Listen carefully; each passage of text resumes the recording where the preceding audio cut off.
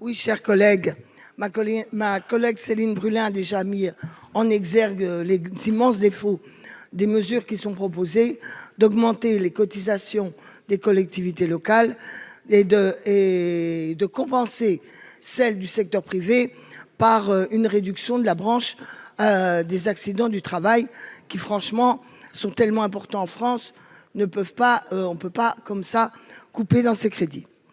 Mais je ne comprends pas que les collègues républicains ne soient pas à nos côtés pour refuser cette mesure.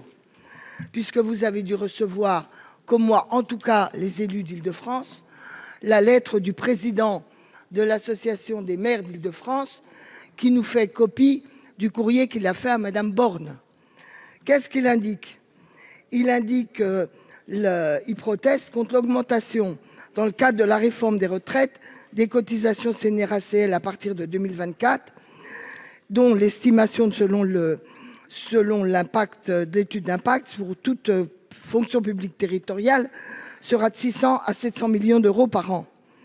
Bien que le gouvernement, dit-il, ait annoncé son intention de compenser tout ou partie du coût de cette mesure, nous tenions à vous faire part de nos plus vives inquiétudes, d'autant plus qu'on n'a aucune information sur la pseudo-compensation. Et d'ailleurs, c'est ce que dit M. Boudet.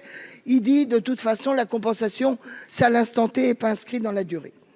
Par ailleurs, il pose des questions et des critiques qui sont celles que nous faisons sur notamment le fait que dans la fonction publique territoriale, les catégories actives et superactives, la liste actuelle est très restreinte et que ça pose d'énormes problèmes en termes de pénibilité.